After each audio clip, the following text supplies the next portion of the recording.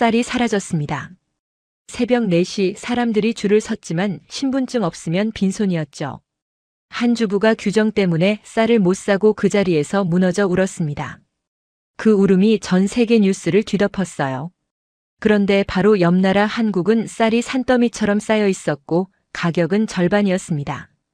같은 쌀 문화권인데 왜 한쪽은 무너지고 한쪽은 멀쩡했을까요? 그 충격적인 진실 지금 바로 들려드리겠습니다. 구독과 좋아요를 눌러주시고 감동의 대한민국 이라고 댓글을 남겨주세요. 저는 린네아 솔베르그입니다. 위기와 공급망을 다루는 기자죠. 숫자가 진실이라고 믿어왔습니다. 그날 아침 편집국 메일함이 터졌어요. 제목부터 심장을 얼렸죠. 아시아 취재 예산 삭감. 린네아 솔베르그 최근 기사 성적 부진. 공개 망신이었습니다. 손이 떨렸어요. 마우스를 잡은 손가락 끝이 차갑게 식어갔죠. 메일을 연 순간 부국장 바실리오스 하르키아디스의 문장들이 칼처럼 박혔습니다. 이번에도 조회수가 안 나오면 내 데스크는 해체한다. 간결했어요. 협상의 여지가 없었죠. 저는 화면을 바라보며 입술을 깨물었습니다. 40살. 이 나이에 데스크를 잃으면 다시는 못 돌아온다는 걸 알았거든요. 복도에서 목소리가 들렸습니다. 카미유 드라크로아였어요. 31살 프랑스 출신 후배였죠. 회의실 문 앞에서 일부러 크게 말하더군요. 린네아, 이제 퇴물이지. 아시아는 내 거야. 그 말이 제 귀를 파고들었습니다. 동료들이 힐끗힐끗 저를 보는 게 느껴졌어요. 분노보다 공포가 먼저 왔습니다. 가슴 한가운데가 텅 비는 느낌이었죠. 손바닥에 땀이 배었어요. 저는 자리에서 일어나 화장실로 갔습니다. 거울 속 제 얼굴이 낯설었어요. 언제부터 이렇게 지쳐 보였을까요? 그때 핸드폰이 울렸습니다. 도쿄 특파원 다치바나 코타였어요. 목소리가 급했죠. 린네아, 일본이 쌀 때라니야. 이건 단순 품귀가 아니야. 저는 코웃음을 쳤습니다. 일본이? 그럴 리가 없잖아. 하지만 다치바나는 진지했어요. 내일 새벽 마트 앞을 봐. 직접 보면 알 거야. 전화를 끊고 나서도 그 말이 맴돌았습니다. 일본에서 쌀이 사라진다. 믿기지 않았죠. 저는 책상으로 돌아와 일본 뉴스를 검색했습니다. 화면에 뜬 사진들이 심상치 않았어요. 마트 진열대가 텅 비어 있었습니다. 댓글창은 아수라장이었죠. 새벽부터 줄 서도 못 샀다. 신분증 없으면 구매 불가. 가격이 2배로 뛰었다. 심장이 두근거렸습니다. 이건 기사감이었어요. 아니, 제 커리어를 살릴 마지막 카드일 수도 있었죠. 저는 바로 항공권을 검색했습니다. 도쿄행 가장 빠른 편. 내일 새벽 6시. 예약 버튼을 누르는 순간 8회 전 기억이 스쳤습니다. 아시아 출장 때였죠. 현지에서 서류 문제로 인터뷰가 줄줄이 취소됐어요.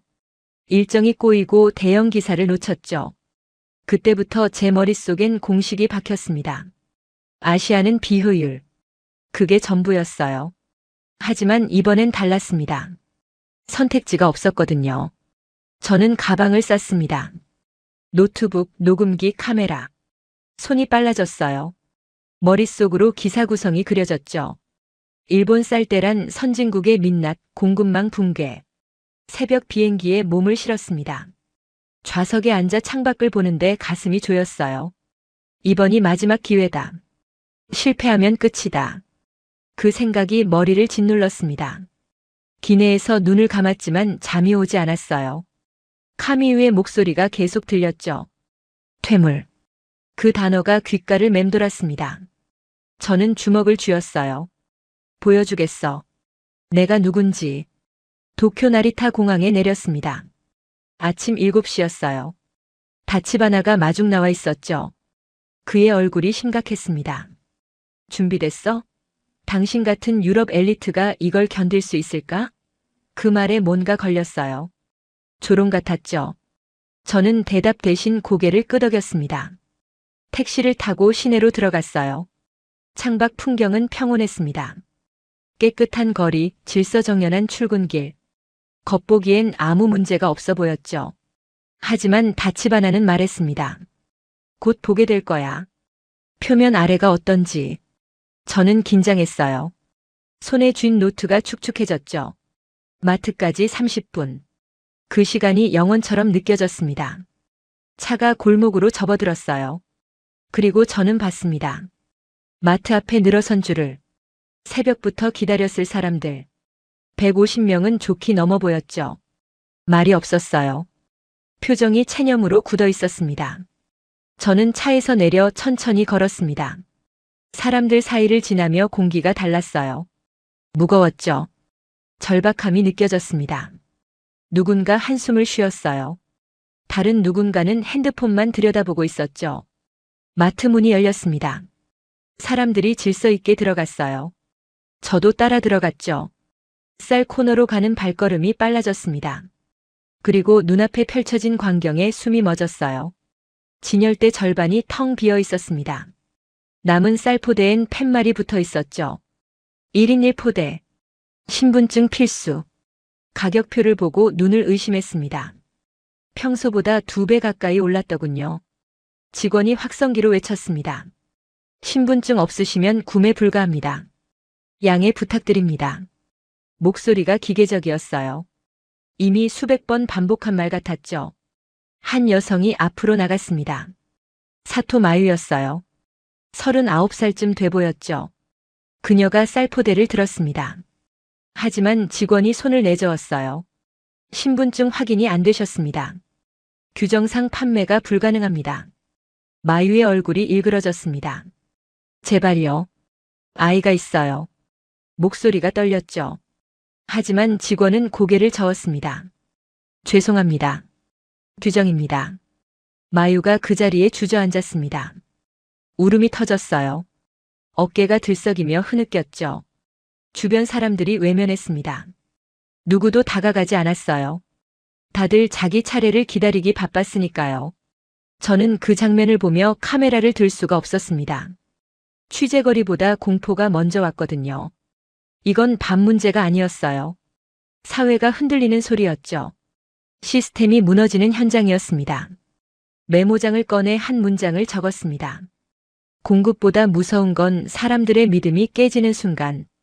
그 글자를 보며 손이 떨렸어요. 이게 진짜 일본의 모습인가? 밖으로 나왔습니다. 줄은 더 길어져 있었어요. 하늘이 밝아지는데도 사람들은 계속 모여들었죠. 저는 다치바나를 봤습니다. 그가 말했어요. 이제 믿어? 저는 대답 없이 고개를 숙였습니다. 믿고 싶지 않았지만 눈앞의 현실을 부정할 수 없었죠.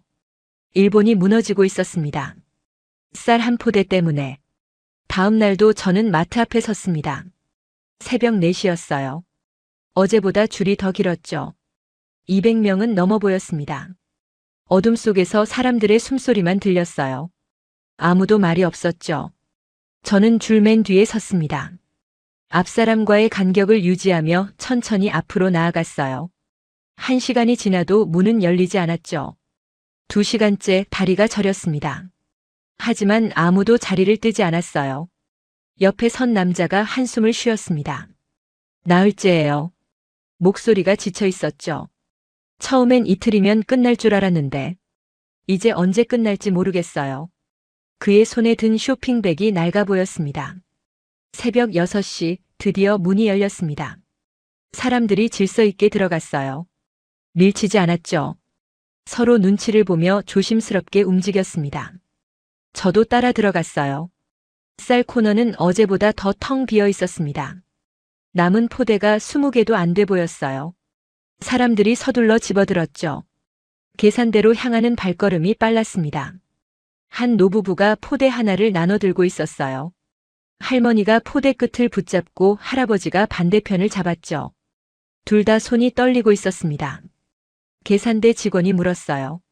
신분증 2개 다 있으세요? 할아버지가 주머니를 뒤졌습니다. 손이 바들바들 떨렸어요. 지갑을 꺼내 신분증을 내밀었죠. 할머니도 따라했습니다. 직원이 확인하더니 고개를 끄덕였어요. 가능합니다. 노부부의 얼굴에 안도가 스쳤습니다. 할머니가 작게 웃었어요. 할아버지는 쌀포대를 꼭 안았죠. 둘은 천천히 가게를 빠져나갔습니다. 저는 그 뒷모습을 보며 가슴이 먹먹해졌어요. 밖으로 나와 주변을 둘러봤습니다. 편의점으로 갔어요. 삼각김밥 코너가 텅 비어 있었죠. 컵라면도 절반이 없었습니다. 빵 코너도 마찬가지였어요.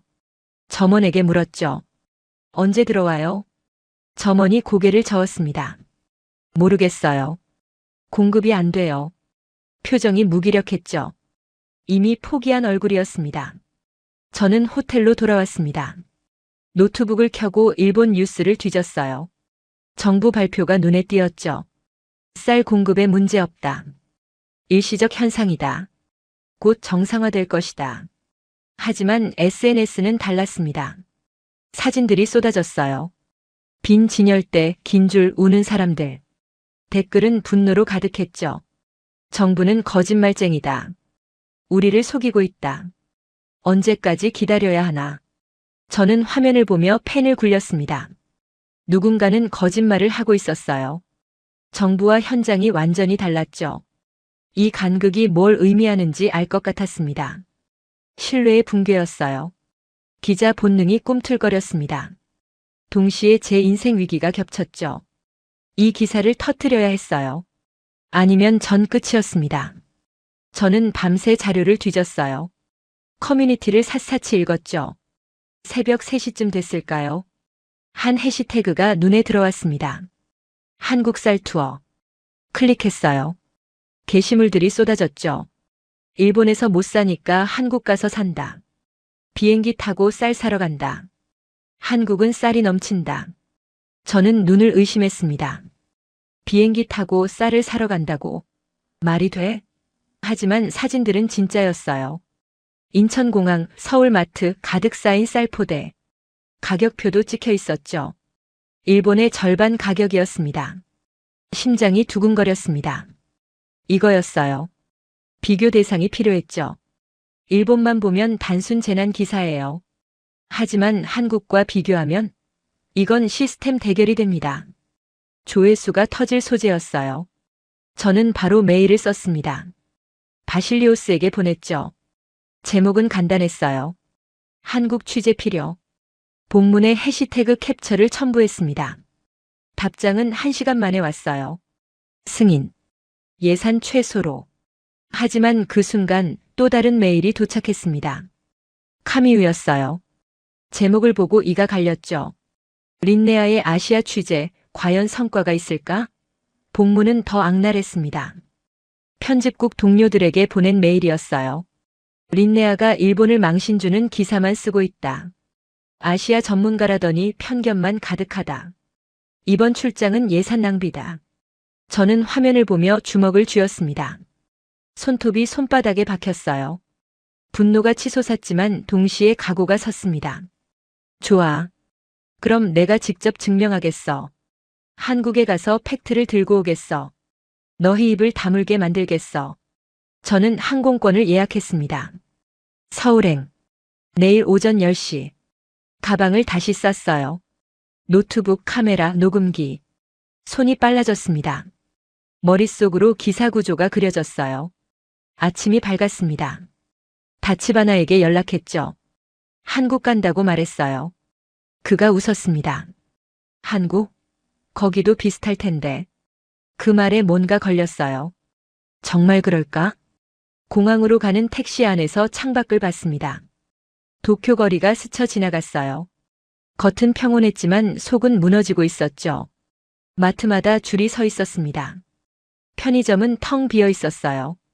저는 핸드폰을 꺼내 SNS를 다시 봤습니다. 한국쌀 투어 해시태그가 더 늘어나 있었어요. 실시간으로 게시물이 올라오고 있었죠. 한국 진짜 쌀 많다. 가격 저렴하다. 품질도 좋다. 의심이 들었습니다. 정말일까? 과장 아닐까? 하지만 사진들은 명확했어요. 거짓말하기 힘든 증거들이었죠. 저는 노트에 메모했습니다. 한국, 왜 다른가? 나리타 공항에 도착했습니다. 탑승 수속을 밟으며 주변을 둘러봤어요. 한국행 게이트 앞에 사람들이 많았죠. 젊은 일본인들이었습니다. 손에 빈 캐리어를 끌고 있었어요. 옆자리 여성에게 물었습니다. 한국 여행 가세요? 그녀가 고개를 저었어요. 쌀 사러 가요. 진짜 없어서요. 목소리가 담담했죠. 창피하지만 어쩔 수 없어요. 저는 아무 말도 못했습니다. 이 상황이 얼마나 심각한지 실감했어요. 선진국 국민이 옆 나라에 쌀 사러 가는 현실. 믿기지 않았지만 눈앞에서 벌어지고 있었죠. 비행기에 올랐습니다. 좌석에 앉아 안전벨트를 맸어요. 창밖으로 도쿄가 보였습니다. 이륙 준비가 시작됐죠. 저는 눈을 감았습니다. 머릿속이 복잡했어요. 한국이 정말 다를까? 아니면 거기도 비슷할까? 만약 정말 다르다면 그 이유는 뭘까? 질문들이 꼬리를 물었습니다. 비행기가 이륙했습니다. 구름을 뚫고 올라갔어요. 아래로 일본이 작아졌죠. 저는 창밖을 보며 생각했습니다. 이번이 마지막 기회다. 실패할 수 없다. 2시간 반 비행이었습니다. 저는 노트북을 켜서 자료를 정리했어요. 일본 쌀때란 타임라인, 정부 발표, SNS 반응, 한국 관련 해시태그 통계, 숫자들이 화면을 채웠죠. 기내식이 나왔습니다. 쌀이었어요. 저는 포크를 들다 멈췄습니다. 이 쌀도 어디서 왔을까? 어떻게 여기까지 왔을까? 갑자기 궁금해졌어요. 승무원에게 물었습니다. 이 쌀 어디 것인가요? 그녀가 웃으며 답했어요. 한국산입니다. 저는 밥을 한 숟가락 떴습니다. 입에 넣고 씹었어요. 맛있었죠. 일본에서 먹던 것과 다르지 않았습니다. 비행기가 하강하기 시작했습니다. 저는 창밖을 봤어요. 서울이 보였죠. 빌딩들이 빼곡했습니다. 한강이 흘렀어요. 도쿄와 비슷해 보였지만 뭔가 달랐습니다. 인천공항에 착륙했습니다. 저는 가방을 챙겨 입국장으로 향했어요. 동선이 매끄러웠죠. 표지판이 명확했습니다. 사람들이 빠르게 움직였어요. 혼잡하지 않았죠. 입국 심사를 통과했습니다. 짐을 찾아 나왔어요. 공항 안내 표지가 눈에 띄었죠. 깨끗하고 정확했습니다. 저는 고개를 갸웃했어요. 첫인상부터 달랐습니다. 공항 철도를 탔습니다. 서울역까지 40분이었어요. 차창 밖으로 풍경이 흘러갔죠. 건물들, 다리들, 사람들. 모든 게 질서 있게 움직이고 있었습니다. 서울역에 도착했습니다. 저는 역 안마트로 향했어요. 쌀 코너를 찾았죠. 그리고 눈앞의 광경에 숨이 멎었습니다. 쌀이 넘쳤습니다. 진열대 전체가 쌀이었어요. 종류가 수십 가지였죠. 5kg, 10kg, 20kg. 브랜드도 다양했습니다. 가격표를 봤어요. 일본의 절반이었죠. 저는 그 자리에 멈춰 섰습니다. 다리에 힘이 빠졌어요. 이게 진짜? 꿈이 아니야? 손을 뻗어 쌀포대를 만졌습니다. 실제였어요. 차가운 비닐 촉감이 느껴졌죠. 주변을 둘러봤습니다. 사람들이 쌀을 집어들었어요. 서두르지 않았죠. 고민하며 브랜드를 비교했습니다. 가격을 확인했어요. 일상적인 장복이었죠. 한 아주머니가 쌀포대 2개를 카트에 실었습니다. 웃으며 남편과 얘기했어요. 이번 달 세일이네. 저 브랜드로 살까? 남편이 고개를 끄덕였죠. 그래, 그걸로 하자. 저는 그 모습을 보며 기분이 뒤틀렸습니다. 이상했어요. 화가 났죠. 왜 여기는 이렇게 평온한 거야? 일본에선 사람들이 울고 있는데. 이 사람들은 왜 모르는 거야? 편의점으로 갔습니다. 삼각김밥 코너가 가득했어요. 도쿄에서 품절이던 것들이 산더미처럼 쌓여 있었죠. 컵라면, 빵, 도시락. 모든 게 넘쳤습니다. 계산대 직원에게 물었습니다. 쌀 재고 문제 없어요? 그가 고개를 갸웃했어요. 문제? 무슨 문제요? 항상 이렇게 있는데요. 표정이 의아했죠. 저는 밖으로 나왔습니다. 서울 거리를 걸었어요. 식당마다 밥이 나왔습니다. 카페에서 주먹밥을 팔았어요. 편의점마다 쌀 제품이 가득했죠. 모든 게 일상이었습니다. 호텔로 돌아왔습니다. 침대에 주저앉았어요. 노트북을 켰죠. 일본 커뮤니티를 다시 봤습니다. 상황이 더 악화되고 있었어요. 쌀 가격이 또 올랐다. 품절 마트가 늘었다. 정부 발표는 여전히 문제없다였죠. 화면을 2개 띄웠습니다. 왼쪽은 일본 뉴스, 오른쪽은 한국 뉴스. 대조가 극명했어요. 일본은 대란, 한국은 평온. 같은 시기, 같은 아시아, 완전히 다른 세계였습니다. 저는 의자에 기댔습니다. 머리가 복잡했어요. 뭔가 틀렸죠. 제 예상이 완전히 빗나갔습니다. 한국도 비슷할 줄 알았는데 전혀 달랐어요. 핸드폰이 울렸습니다. 편집국에서 온 메일이었어요. 카미유가 또 뭔가 보냈더군요. 제목을 보고 이를 악물었습니다. 린네아의 한국 출장, 관광인가 취재인가? 본문을 열었어요. 동료들에게 보낸 메일이었죠. 린네아가 한국에서 뭐 하는지 모르겠다. 일본 기사도 제대로 안 썼는데 또 예산을 쓴다. 이건 회사 자원 낭비다. 손이 떨렸습니다. 분노가 치솟았어요. 하지만 동시에 두려움도 왔죠. 카미유 말이 맞을 수도 있었어요. 제가 뭘 찾고 있는 건지, 이 출장이 의미가 있는 건지 확신이 서지 않았습니다. 저는 창밖을 봤습니다. 서울 야경이 펼쳐져 있었어요. 불빛들이 반짝였죠.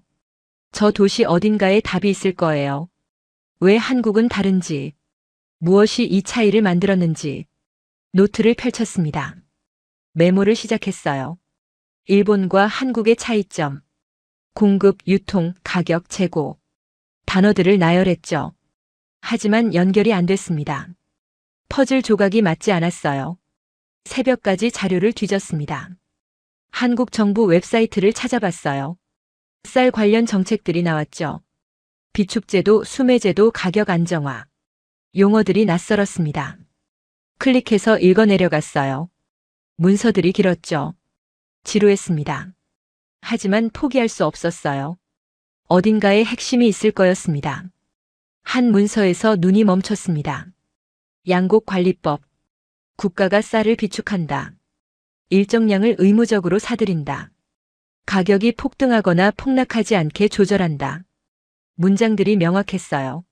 저는 다시 읽었습니다. 한 번 더 읽었죠. 이해가 되기 시작했어요. 한국은 쌀을 시장에만 맡기지 않았습니다. 국가가 개입했죠. 안전장치를 만들었어요.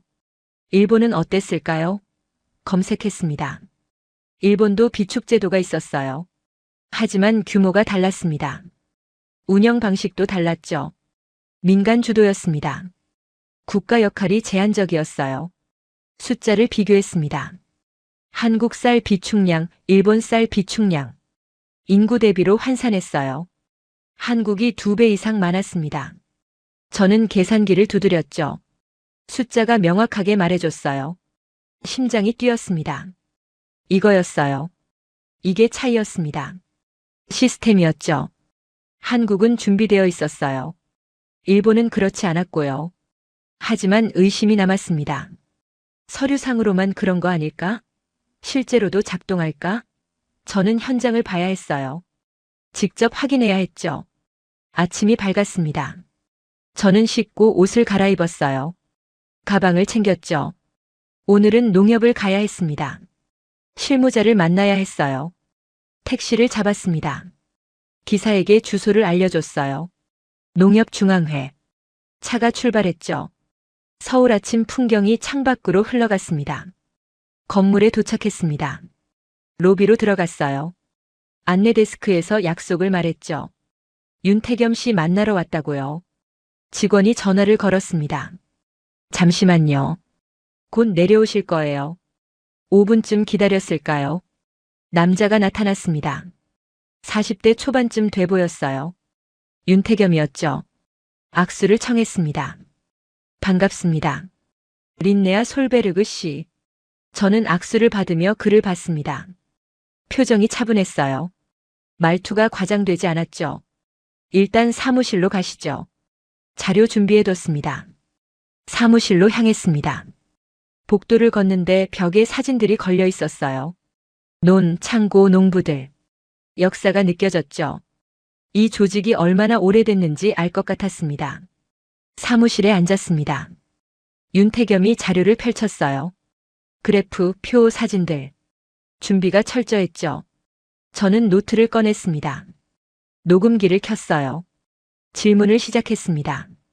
한국은 왜 쌀이 안정적인가요? 윤태겸이 답했어요. 비축과 유통 시스템입니다. 간단했죠. 하지만 그 뒤에 뭐가 있는지 궁금했어요. 더 물었습니다.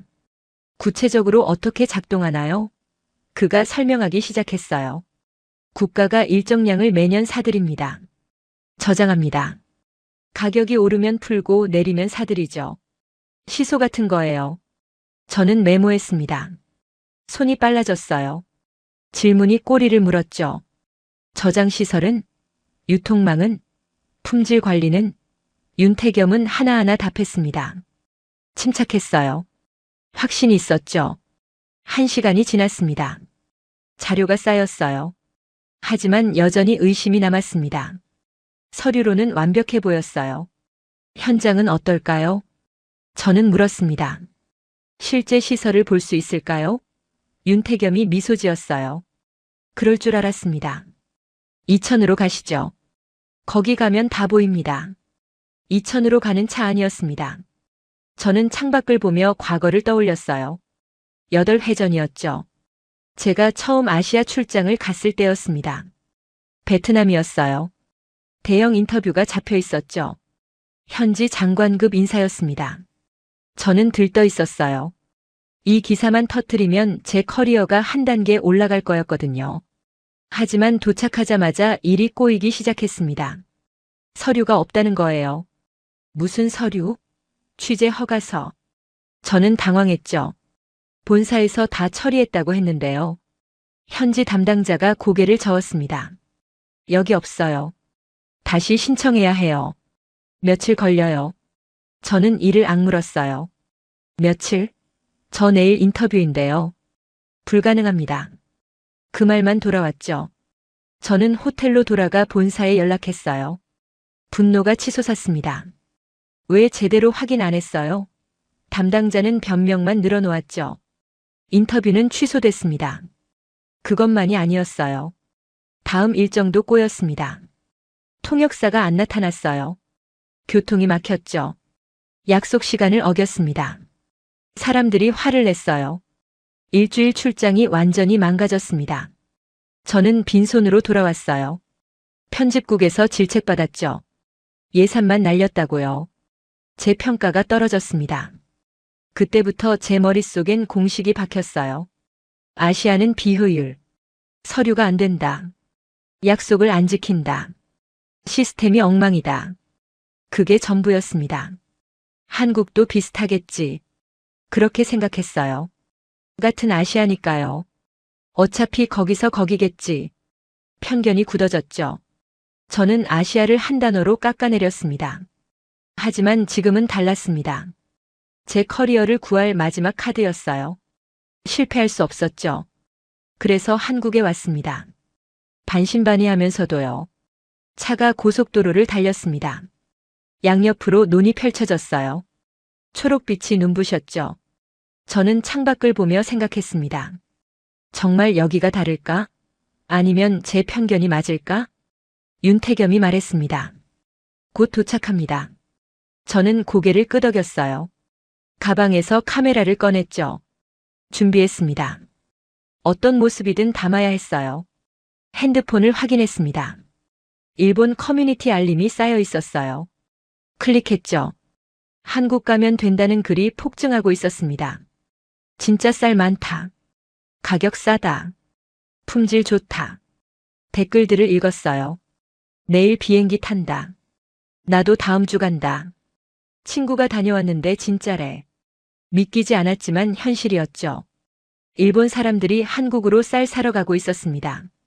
저는 화면을 보며 혼란스러웠어요. 이게 말이 돼? 비행기 타고 쌀 사러 간다고.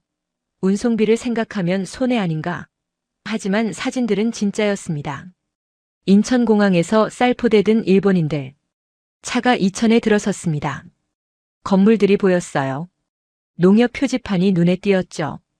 윤태겸이 차를 세웠습니다. 도착했습니다. 여기가 RPC입니다. RPC? 저는 물었어요. 윤태겸이 설명했습니다. 라이스 프로세싱 컴플렉스. 쌀 종합 처리장이죠. 저는 고개를 끄덕였습니다. 차에서 내렸어요. 건물이 컸습니다. 현대적이었어요. 저는 예상과 달랐죠. 낡은 창고를 상상했거든요. 하지만 이건 공장 같았습니다. 깨끗했어요. 안으로 들어갔습니다. 냉기가 느껴졌어요. 온도가 낮았죠. 윤태겸이 설명했습니다. 15도로 유지합니다. 습도는 60%. 쌀 보관 최적 조건이에요. 저는 메모했습니다. 손이 빨라졌어요. 복도를 따라 걸었죠. 유리창 너머로 기계들이 보였습니다. 자동화 시스템이었어요. 사람 손이 거의 안 가더군요. 한 방으로 들어갔습니다. 쌀 포대들이 쌓여 있었어요. 천장까지 닿을 듯 했죠. 포대마다 라벨이 붙어 있었습니다. 생산 날짜, 품종, 등급. 체계적이었어요. 윤태겸이 포대 하나를 가리켰습니다. 이게 3개월 전 거예요.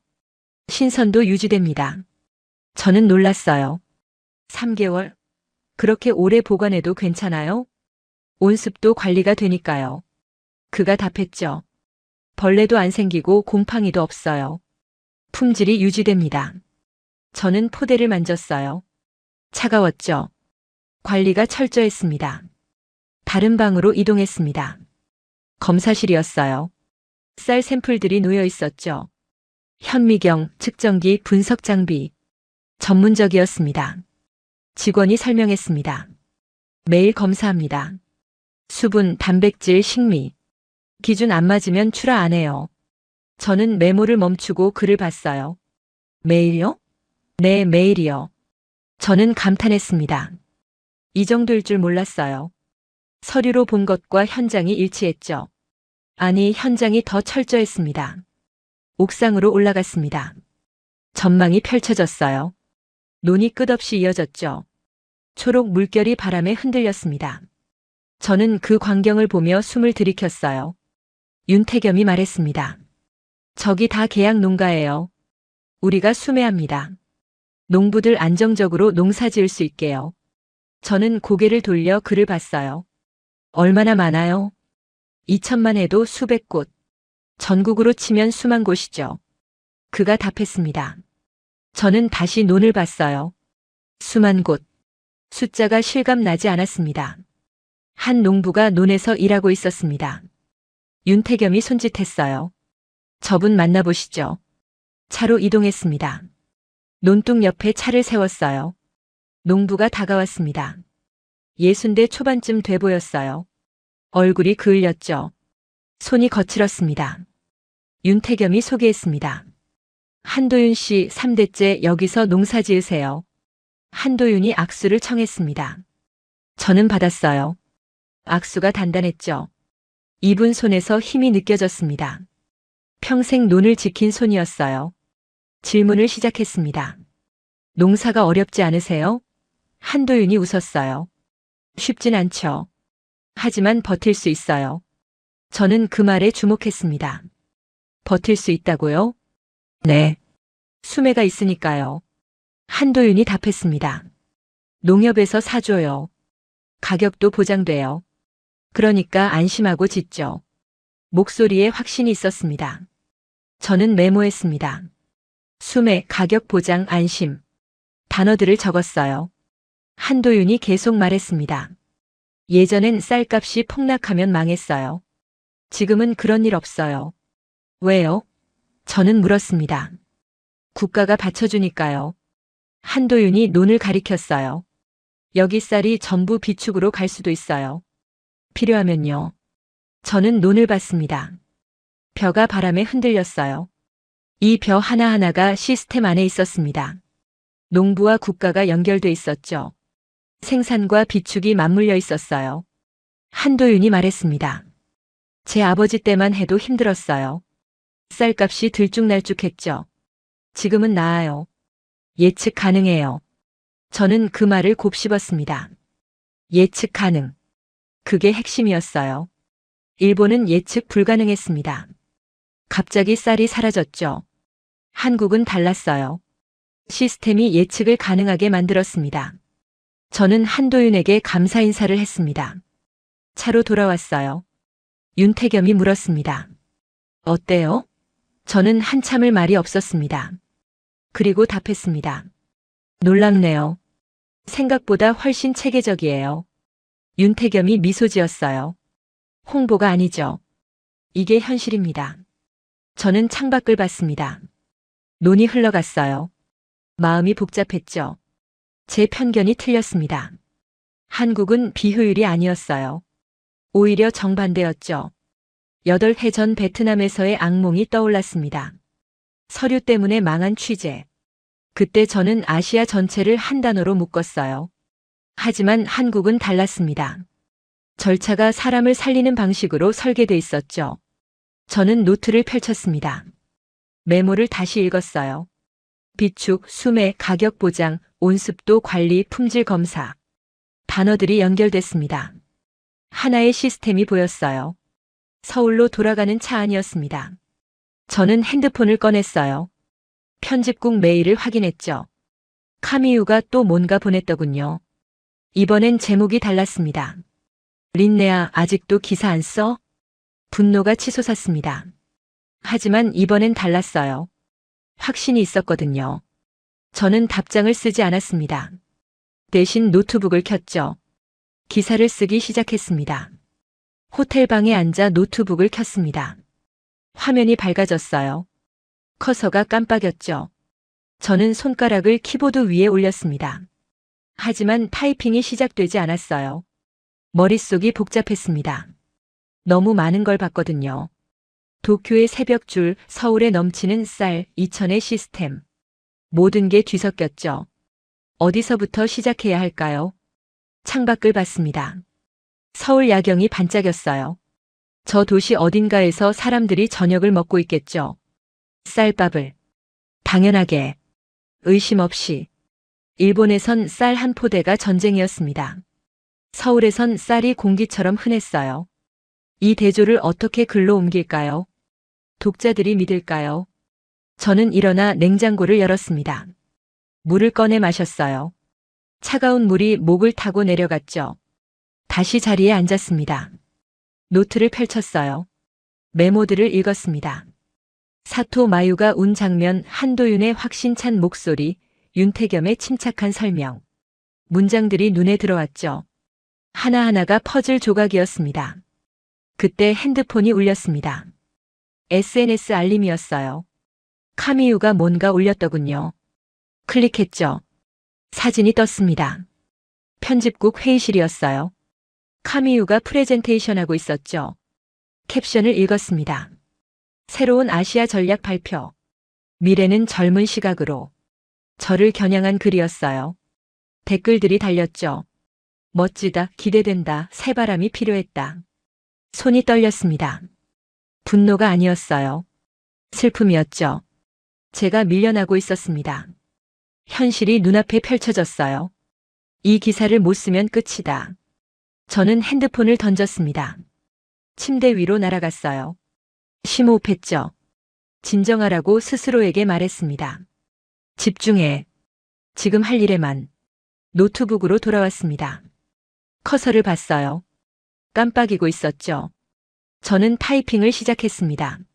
제목부터 두 나라의 밥상. 손가락이 움직였습니다. 문장들이 화면에 찍혔어요. 일본에서 쌀이 사라졌다. 한국에선 쌀이 넘친다. 무엇이 이 차이를 만들었는가? 리드 문장이 완성됐습니다. 저는 멈췄어요. 이어서 뭘 쓸까요? 도쿄 현장부터? 아니면 서울 비교부터? 구조가 안 잡혔습니다. 일어나서 방을 걸었습니다. 왔다 갔다 했어요. 생각을 정리해야 했죠. 독자 입장에서 뭘 궁금해할까요? 왜 일본은 무너졌나? 왜 한국은 버텼나? 시스템. 그게 답이었어요. 하지만 시스템만 쓰면 지루합니다. 사람이 필요했죠. 사토 마유 한도윤. 그들의 얼굴이 떠올랐습니다. 다시 앉았습니다. 새로운 접근을 시도했어요. 사토 마유의 눈물부터 시작하기로 했죠. 독자의 감정을 건드려야 했습니다. 그 다음 시스템을 설명하는 거예요. 타이핑이 빨라졌습니다. 문장들이 쏟아졌어요. 도쿄 새벽 마트, 빈 진열대, 무너지는 여성. 묘사가 선명했죠. 제 눈에 생생했으니까요. 1시간이 지났습니다. 첫 섹션이 완성됐어요. 저는 읽어내려갔죠. 괜찮았습니다. 긴장감이 있었어요. 독자가 다음 문장을 궁금해할 것 같았죠. 하지만 다음이 문제였습니다. 한국 파트를 어떻게 연결할까요? 갑자기 서울로 넘어가면 이상하죠. 브릿지가 필요했어요. 저는 일본 커뮤니티 해시태그를 떠올렸습니다. 한국살 투어. 그거였어요. 일본인들이 스스로 한국으로 향한 거죠. 자연스러운 연결고리였습니다. 다시 타이핑했습니다.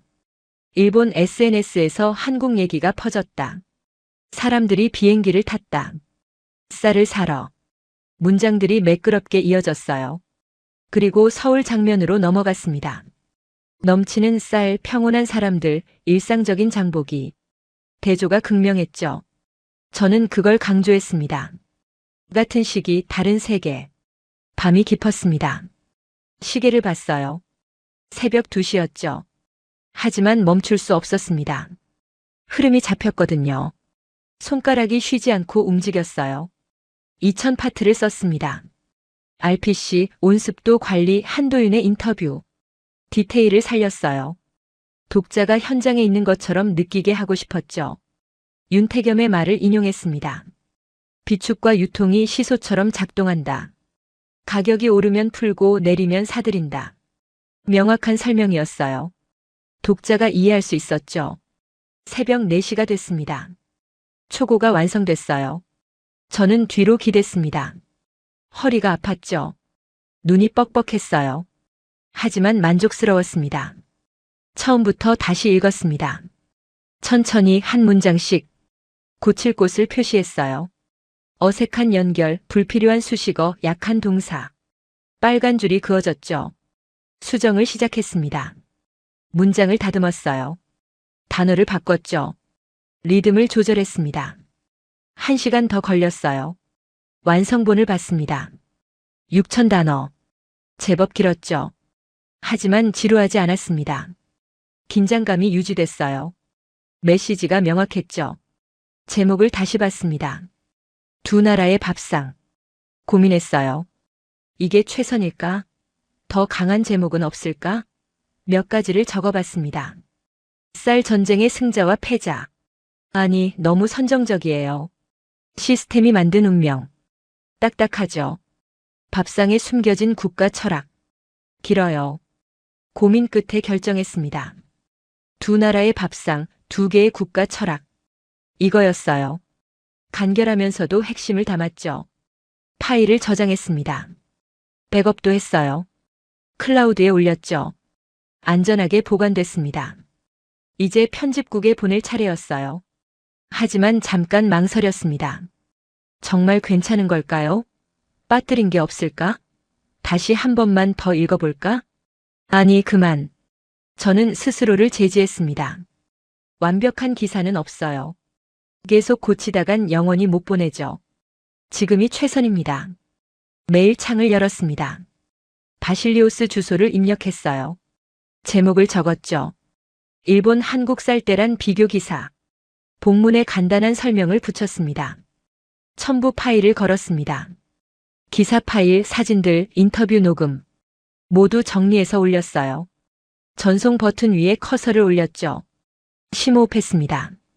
이게 제 마지막 카드예요. 이 기사가 터져야 살아남습니다. 안 터지면 끝이죠. 손이 떨렸습니다. 클릭했습니다. 메일이 날아갔어요. 전송 완료. 화면에 메시지가 떴죠. 저는 노트북을 닫았습니다. 창밖을 봤습니다. 서울 새벽이었어요. 하늘이 밝아지고 있었죠. 도시가 깨어나기 시작했습니다. 저는 그 광경을 보며 생각했어요. 이제 기다릴 차례다. 결과가 어떻게 나올지, 독자들이 어떻게 반응할지, 편집국이 뭐라고 할지, 모든 게 불확실했습니다. 침대에 누웠습니다. 눈을 감았어요. 피곤했죠. 하지만 잠이 오지 않았습니다. 머릿속이 계속 돌아갔어요. 문장들, 숫자들, 얼굴들. 핸드폰 알림이 울렸습니다. 메일이었어요.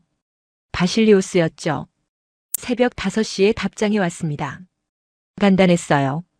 읽어봤다. 좋다. 내일 아침 회의 때 발표해라. 저는 핸드폰을 쥐었습니다. 손에 힘이 들어갔어요. 좋다. 그 한마디가 전부였지만 충분했습니다. 제 기사가 통과됐어요. 하지만 안도하기엔 이르다는 걸 알았습니다. 발행되고 나서가 진짜죠. 조회수가 나와야 합니다. 반응이 와야 해요. 그래야 제자리가 지켜져요. 눈을 감았습니다. 이번엔 잠이 왔어요. 깊은 잠이었죠. 꿈을 꿨습니다. 논이 펼쳐진 꿈. 한도윤이 웃고 있었어요. 사토 마유도 있었죠. 쌀포대를 안고 웃고 있었습니다. 아침에 눈을 떴습니다. 시계를 봤어요. 9시였죠. 서울행 비행기를 타기 전날부터 제대로 못 잤는데 이제야 깊게 잔 것 같았습니다. 씻고 옷을 갈아입었어요. 거울을 봤죠. 얼굴이 좀 나아 보였습니다. 어제보단 덜 지쳐 보였어요. 기사를 보낸 후 마음이 조금 가벼워졌나 봅니다.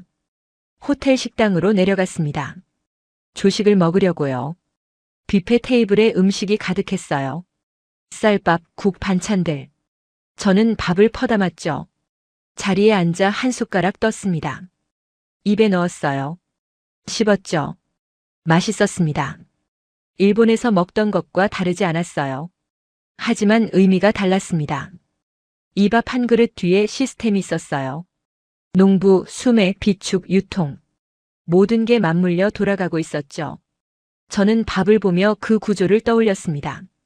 핸드폰을 확인했습니다. 메일이 와 있었어요. 편집국 동료들이었죠. 기사 잘 봤다, 기대된다, 빨리 발행됐으면 좋겠다. 긍정적인 반응들이었습니다. 하지만 카미유는 없었어요. 그녀는 아무 말도 하지 않았죠. 오히려 불길했습니다. 조용히 뭔가 준비하고 있는 걸까요? 저는 불안했어요. 식사를 마치고 밖으로 나왔습니다. 서울 거리를 걸었어요. 아침 출근길이었죠. 사람들이 바빴습니다. 지하철역으로 향했어요. 역 안 편의점에 들렀습니다. 삼각김밥을 샀어요.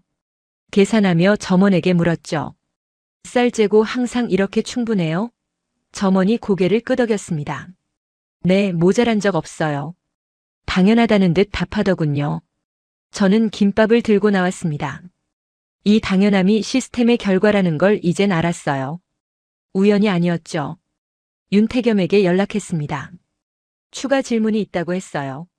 그가 시간을 내줬죠. 오후에 만나기로 했습니다. 호텔로 돌아와 자료를 정리했습니다. 어제 쓴 기사를 다시 읽었어요. 괜찮았지만 뭔가 부족한 느낌이었죠. 더 깊이 파고들 필요가 있었습니다. 한국쌀 정책 자료를 다시 뒤졌습니다. 양곡관리법, 수매제도, 비축 운영. 문서들이 길었어요. 읽다 보니 패턴이 보였습니다. 모든 게 연결돼 있었어요. 생산, 수매, 비축, 유통, 가격.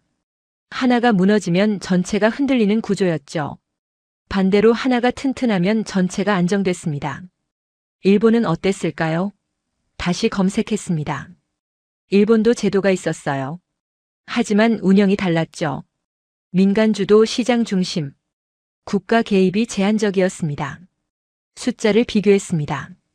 한국 비축량 대 일본 비축량. 인구 대비로 계산했어요. 한국이 2배 이상 많았죠. 이게 결정적 차이였습니다. 오후가 됐습니다. 윤태겸을 만나러 나갔어요. 커피숍에서 만났죠. 그가 먼저 와 있었습니다. 앉아서 질문을 시작했습니다. 한국 시스템이 언제부터 이렇게 됐나요? 윤태겸이 설명했어요. 오래됐죠. 60년대부터 시작됐습니다. 그때는 쌀이 부족했어요. 배고픈 시절이었죠. 정부가 증산 정책을 폈습니다. 농부들을 지원했어요. 비료, 종자, 기술. 모든 걸 쏟아부었죠. 70년대엔 자급에 성공했습니다. 하지만 거기서 멈추지 않았어요. 비축 제도를 만들었죠. 위기에 대비하기 위해서였습니다. 80년대엔 과잉 생산 문제가 생겼습니다. 쌀값이 폭락할 위기였어요. 정부가 수매를 늘렸죠. 가격을 지탱했습니다. 농부들을 살렸어요. 90년대엔 유통 시스템을 정비했습니다. RPC 같은 시설들이 생겼어요. 자동화됐죠. 품질이 균일해졌습니다. 2000년대엔 더 고도화됐습니다. 데이터 관리, 재고, 추적, 실시간 모니터링. 모든 게 디지털화됐어요. 효율이 극대화됐죠. 저는 메모하며 감탄했습니다. 60년이에요. 한 세대가 아니라 두 세대, 세 세대에 걸친 작업이었죠. 단기 정책이 아니었습니다. 윤태겸이 말했습니다. 쌀은 단순한 식량이 아니에요. 국가 안보죠. 그래서 포기하지 않았습니다. 목소리에 무게가 있었어요. 저는 고개를 끄덕였습니다. 이해가 됐죠. 한국에게 쌀은 생존이었어요. 역사가 그걸 가르쳐 줬습니다. 그래서 시스템을 만든 거예요. 일본은 달랐습니다. 쌀이 풍족했었죠. 위기를 겪지 않았어요. 그래서 방심했습니다. 시장에 맡겼죠. 시스템을 약화시켰어요. 이제 그 결과가 나온 겁니다. 일본은 무너졌고 한국은 버텼어요. 운이 아니었습니다. 설계였죠. 윤태겸에게 물었습니다. 앞으로도 이 시스템이 유지될까요? 그가 답했어요. 유지돼야죠. 안 그러면 우리도 일본처럼 될 겁니다. 위기는 언제든 올 수 있어요. 기후변화, 전쟁, 팬데믹. 예측 불가능하죠. 그래서 준비해야 합니다. 시스템을 지켜야 해요. 저는 메모를 마쳤습니다. 이제 충분했어요. 퍼즐이 완성됐죠. 한국이 왜 다른지 명확히 알았습니다. 커피숍을 나왔습니다. 서울 거리를 걸었어요. 사람들이 편의점에 들렀습니다. 김밥을 샀죠. 당연하게, 의심 없이. 저는 그 모습을 보며 생각했습니다. 저 사람들은 모를 거예요. 자기들이 얼마나 탄탄한 시스템 위에 서 있는지. 그게 당연하니까요. 하지만 당연함은 저절로 오지 않습니다. 누군가 만들어야 해요. 유지해야 하죠. 한국은 그걸 60년간 해온 겁니다. 호텔로 돌아왔습니다. 노트북을 켰어요. 기사를 수정하기로 했죠.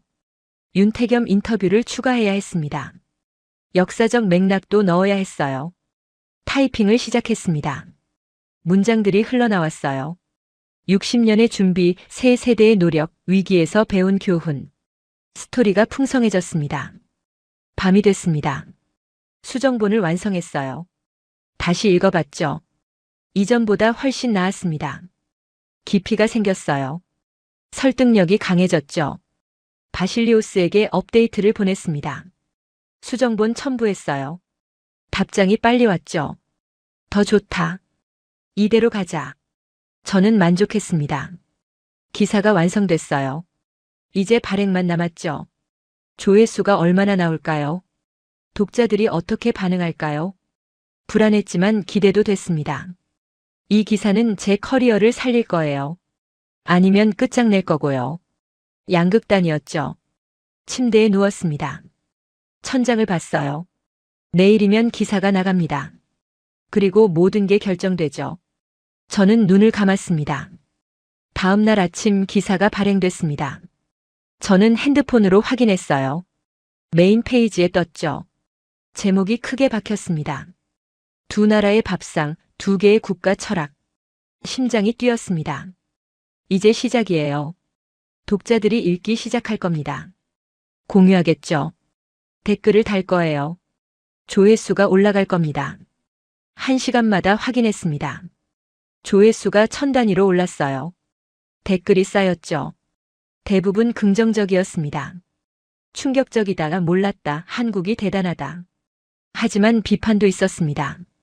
일본을 너무 깎아내린다, 편향됐다, 과장이다. 저는 그 댓글들도 읽었어요. 예상했던 반응들이었죠. 오전 10시쯤 바실리오스에게서 전화가 왔습니다. 린네아, 잘하고 있어. 조회수 폭발이야. 이대로만 가. 목소리가 들떠 있었어요. 저는 안도했습니다. 성공하고 있었어요. 기사가 먹히고 있었죠. 하지만 긴장을 풀 순 없었습니다. 아직 하루밖에 안 됐으니까요. 오후가 됐습니다. 조회수가 10만을 넘었어요. SNS에서 공유가 폭발했죠. 트위터, 페이스북, 레딧 모든 플랫폼에서 퍼져나갔습니다. 언론사들이 기사를 인용하기 시작했습니다. 일본 매체들도 반응했어요. 한국과의 비교에 충격받았다는 반응들. 저는 그걸 보며 뿌듯했습니다. 저녁이 됐습니다. 편집국에서 축하 메일들이 왔어요. 동료들이 칭찬했죠. 대박이다. 올해 최고 기사다. 린네아 부활이다. 하지만 카미우는 여전히 조용했습니다. 아무 말이 없었어요. 저는 그게 더 신경 쓰였죠. 뭔가 준비하고 있는 게 분명했습니다. 다음 날도 조회수가 올랐습니다. 20만, 30만. 멈추지 않았어요. 댓글이 1000개를 넘었죠. 토론이 벌어졌습니다. 시스템 대 시장, 국가 역할, 식량 안보. 저는 댓글들을 읽으며 보람을 느꼈습니다. 제 기사가 대화를 만들고 있었어요. 사람들이 생각하게 만들고 있었죠. 기자로서 이보다 더 좋은 게 있을까요? 사흘째 조회수가 50만을 넘었습니다. 편집국 역대 기록이었어요. 바실리오스가 전화했죠. 린네아, 내 데스크 예산 복구했어. 축하해. 저는 전화를 끊고 주저앉았습니다. 해냈어요. 살아남았죠. 제자리를 지켰습니다. 눈물이 났어요. 안도의 눈물이었습니다. 하지만 그때 또 다른 메일이 왔습니다. 카미우였어요. 제목을 보고 긴장했죠. 린네아에게. 복문을 열었습니다. 축하합니다. 좋은 기사였어요. 저는 인정합니다. 당신이 더 나은 기자라는 걸. 이번엔 제가 졌네요. 하지만 다음엔 제가 이길 겁니다. 저는 화면을 보며 미소 지었습니다. 카미우답더군요. 인정은 하되 경쟁은 계속하겠다는 거죠. 나쁘지 않았어요. 오히려 깔끔했습니다. 답장을 썼습니다. 감사합니다. 기대할게요. 짧게 보냈죠. 더 이상 말이 필요 없었습니다. 일주일이 지났습니다. 조회수가 100만을 넘었어요. 기사가 다른 언어로 번역됐죠. 영어, 중국어, 일본어. 전 세계로 퍼져나갔습니다. 편집국에서 승진 제안이 왔습니다. 아시아 데스크 총괄. 저는 고민했어요. 받아들일까요? 하지만 뭔가 석연치 않았습니다. 서울 호텔 창가에 섰습니다. 도시를 내려다봤어요. 논을 떠올렸죠. 한도윤, 윤태겸, 사토마요. 그들의 얼굴이 스쳤습니다. 저는 일본을 취재하러 갔었습니다. 한국에서 답을 찾았죠. 쌀 대란을 보러 갔었어요. 국가의 근육을 배웠습니다. 노트북을 열었습니다. 마지막 수정을 했어요. 기사 끝에 한 문단을 추가했죠. 제 소감이었습니다. 저는 스웨덴에서 왔습니다. 북유럽 시스템을 자랑스러워했죠. 하지만 한국에서 배웠어요. 시스템은 화려함이 아니라는 걸. 보이지 않는 곳에서 작동하는 거라는 걸. 쌀 한 포대가 식탁에 오르기까지 수많은 사람들이 일합니다. 농부가 짓고 정부가 사들이고 창고가 보관하고 유통이 배달하죠. 하나라도 빠지면 무너집니다. 일본은 그 고리 하나가 약했어요. 한국은 모든 고리가 단단했죠. 그게 차이를 만들었습니다. 운이 아니라 준비였어요. 저장했습니다. 업데이트를 보냈어요. 바실리오스가 승인했죠. 기사 최종본이 발행됐습니다. 저는 짐을 쌌습니다. 서울을 떠날 시간이었어요. 공항으로 향했죠. 택시 창밖으로 도시가 흘러갔습니다. 논이 보였어요. 벼가 익어가고 있었죠. 저는 그 광경을 보며 생각했습니다. 이 나라는 준비된 나라다. 화려하지 않지만 튼튼하다. 공항에 도착했습니다. 체크인했어요. 탑승구로 향했죠. 비행기를 기다리며 핸드폰을 봤습니다. 기사 조회수가 150만이었어요. 댓글이 2000개를 넘었죠. 저는 만족했습니다. 제 일을 해냈어요. 탑승이 시작됐습니다. 비행기에 올랐어요. 좌석에 앉아 안전벨트를 맸죠. 창밖으로 서울이 보였습니다. 이륙 준비가 시작됐어요. 엔진 소리가 커졌죠. 비행기가 움직이기 시작했습니다. 활주로를 달렸어요. 공중으로 떠올랐습니다. 서울이 작아졌죠. 저는 창밖을 보며 손을 흔들었습니다. 안녕, 한국. 고마워요. 구름을 뚫고 올라갔습니다. 하늘이 푸르렀어요. 저는 눈을 감았죠. 피곤했지만 행복했습니다. 집으로 돌아가는 길이었어요. 하지만 달라진 저였죠. 편견을 깼습니다. 배웠어요. 성장했죠. 기자로서 가장 중요한 건 뭘까요? 진실을 보는 눈, 편견을 버리는 용기, 배우려는 자세. 저는 한국에서 그 모든 걸 다시 배웠습니다. 런던에 도착했습니다. 집에 들어갔어요. 짐을 풀었죠. 익숙한 공간이었지만 낯설게 느껴졌습니다. 제가 달라졌으니까요. 샤워하고 침대에 누웠습니다. 시차 때문에 피곤했어요. 하지만 잠이 오지 않았죠. 머릿속이 계속 돌아갔습니다. 핸드폰을 확인했습니다.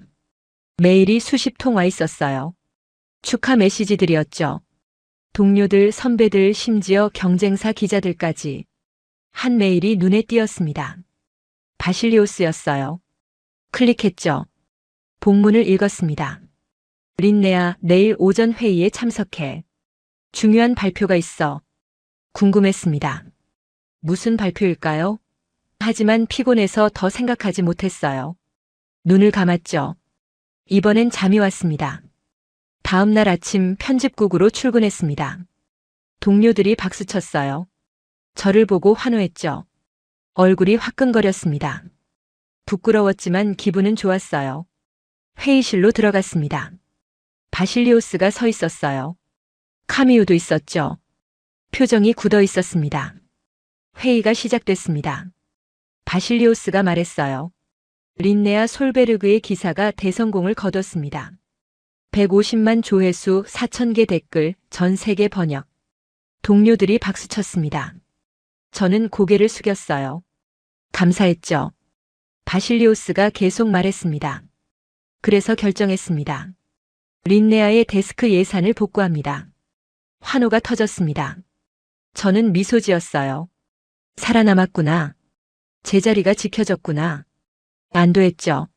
하지만 바실리오스가 손을 들었습니다. 아직 끝이 아닙니다. 추가 발표가 있어요.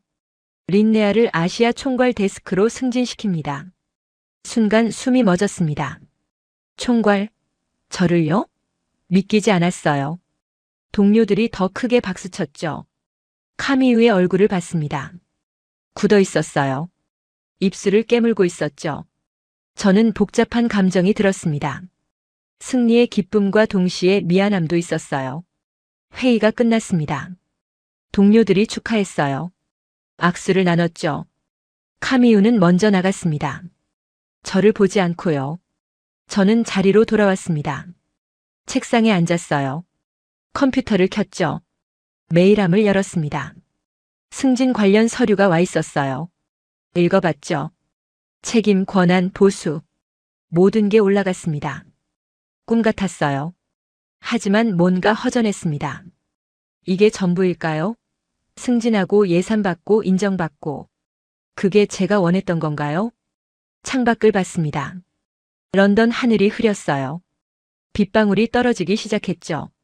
저는 한국의 맑은 하늘을 떠올렸습니다. 노트를 펼쳤습니다. 메모들을 다시 읽었어요. 사토, 마유, 한도윤, 윤태겸. 그들의 얼굴이 선명했죠. 저는 그들에게서 배웠습니다. 시스템의 중요성, 준비의 가치, 국가의 역할. 단순한 기사 소재가 아니었어요. 인생의 교훈이었죠. 노트북을 열었습니다. 새 문서를 만들었어요. 제목을 적었죠. 나는 왜 기자가 됐나? 타이핑을 시작했습니다. 진실을 찾기 위해서, 사람들에게 알리기 위해서, 세상을 이해하기 위해서. 문장들이 흘러나왔어요. 하지만 언젠가부터 잊었습니다. 조회수에 집착했어요. 경쟁에 빠졌죠. 승진만 생각했습니다. 본질을 잃어버렸어요. 한국에서 다시 찾았습니다. 기자의 본질을. 편견 없이 보는 것, 진실을 전하는 것, 배우려는 자세. 그게 전부였어요. 저장했습니다. 이 문서는 저만 보는 거예요. 제 다짐이었죠. 다시는 본질을 잊지 말자. 숫자에 휘둘리지 말자. 핸드폰이 울렸습니다. 카미우였어요. 놀랐죠. 받았습니다. 여보세요? 린네아, 커피 한잔 할까요? 목소리가 차분했어요. 저는 승낙했죠. 30분 후 카페에 갔습니다. 카미우가 먼저 와 있었어요. 앉았죠. 주문했습니다. 잠시 침묵이 흘렀어요. 카미우가 먼저 말했습니다. 축하해요. 당신이 이겼어요. 저는 고개를 저었죠. 경쟁이 아니었어요. 카미우가 미소 지었습니다. 쓸쓸한 미소였어요. 저한텐 경쟁이었어요. 하지만 졌네요. 인정합니다. 저는 그녀를 봤습니다. 31살 야망 가득한 눈. 과거의 제 모습 같았어요. 말했죠. 당신도 좋은 기자예요. 기회는 올 거예요. 카미우가 고개를 끄덕였습니다. 고마워요. 그 말이 위로가 되네요. 커피를 마셨죠. 분위기가 부드러워졌습니다. 대화를 나눴습니다. 기사 이야기, 취재 경험, 앞으로의 계획. 경쟁자가 아니라 동료로 얘기했어요. 나쁘지 않았죠. 카페를 나왔습니다. 카미우와 악수했어요. 다음에 또 봐요. 그녀가 말했죠. 저는 미소 지었습니다. 그래요, 또 봐요. 집으로 돌아왔습니다. 저녁을 먹었어요. 텔레비전을 켰죠. 뉴스가 나왔습니다. 일본 쌀때란 후속 보도였어요. 상황이 나아지고 있다고 했습니다. 공급이 회복되고 있다고요.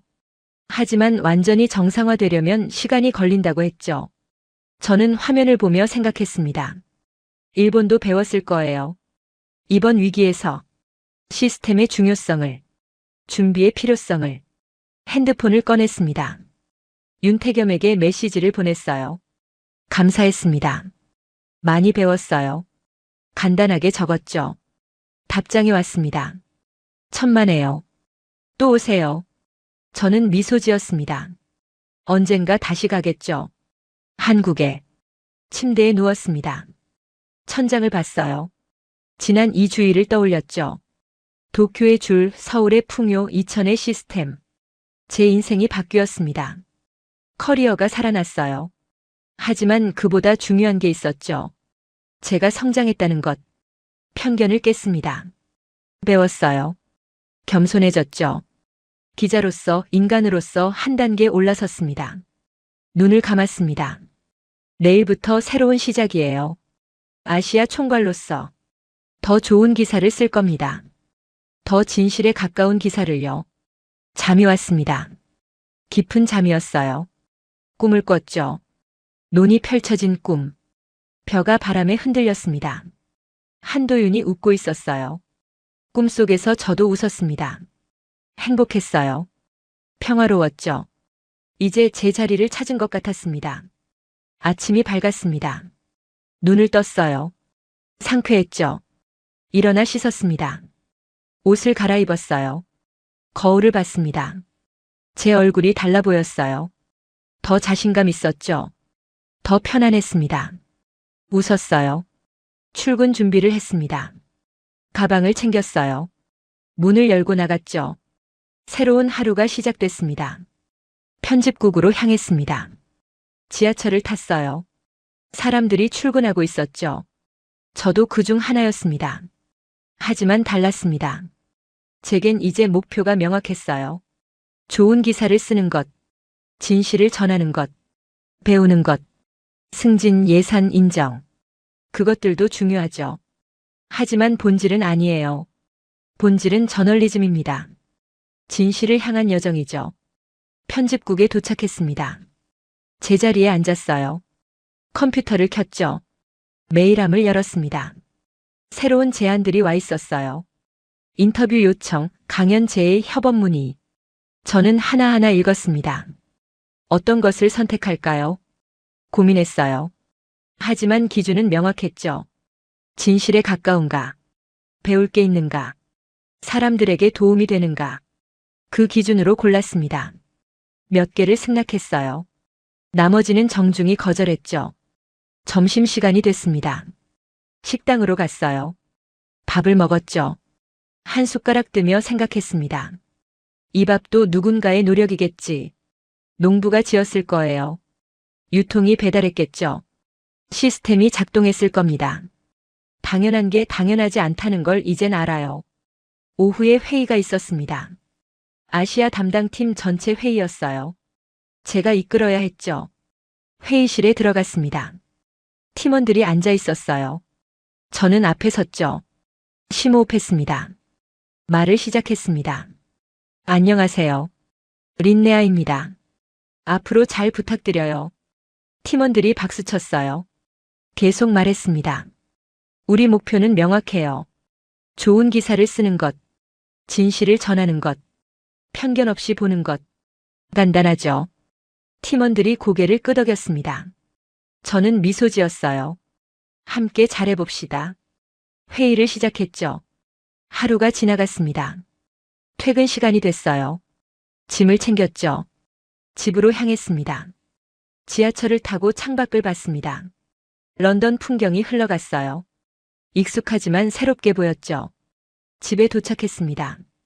문을 열고 들어갔어요. 소파에 앉았죠. 핸드폰을 꺼냈습니다. 기사 조회수를 확인했습니다. 200만을 넘었어요. 댓글이 5,000개였죠. 저는 만족했습니다. 노트북을 열었습니다. 새 문서를 만들었어요. 다음 기사 아이디어를 적기 시작했죠. 아시아에는 아직 할 이야기가 많았습니다. 숨겨진 진실들, 알려지지 않은 시스템들, 오해받는 사람들. 저는 그걸 찾아낼 거예요. 타이핑했습니다. 아이디어가 쏟아졌어요. 하나, 둘, 셋. 리스트가 길어졌죠. 저는 미소 지었습니다. 할 일이 많네요. 좋은 의미로. 바쁘겠지만 행복할 겁니다. 저장했습니다. 노트북을 닫았어요. 창밖을 봤죠. 해가 지고 있었습니다. 독백처럼 중얼거렸습니다. 저는 일본을 취재하러 갔다가 한국에서 국가의 근육이 뭔지 봤어요. 쌀 대란을 보러 갔다가 시스템의 중요성을 배웠죠. 기자로서 가장 큰 선물은 배움입니다. 새로운 걸 알아가는 것, 편견을 깨는 것, 성장하는 것. 저는 그걸 얻었어요. 한국에서. 그리고 앞으로도 계속 배울 겁니다. 세계 곳곳에서. 눈을 감았습니다. 평화로웠어요. 제자리를 찾았습니다. 기자로서, 인간으로서. 화려한 건 무너지지만 준비된 시스템은 버팁니다. 그게 진짜 국력이에요. 한국이 가르쳐준 교훈이었죠. 저는 그 교훈을 가슴에 새겼습니다. 평생 잊지 않을 겁니다. 그리고 다른 사람들에게도 전하겠어요. 제 기사를 통해서. 그게 제 역할입니다. 기자의 역할. 진실을 찾고 배우고 전하는 것. 저는 그 일을 계속할 겁니다. 내일도 모레도 평생. 감동특별시의 이야기는 여러분의 구독과 좋아요, 작은 관심으로 이루어집니다. 감동시민들의 이야기는 내일도 찾아오겠습니다. 감사합니다.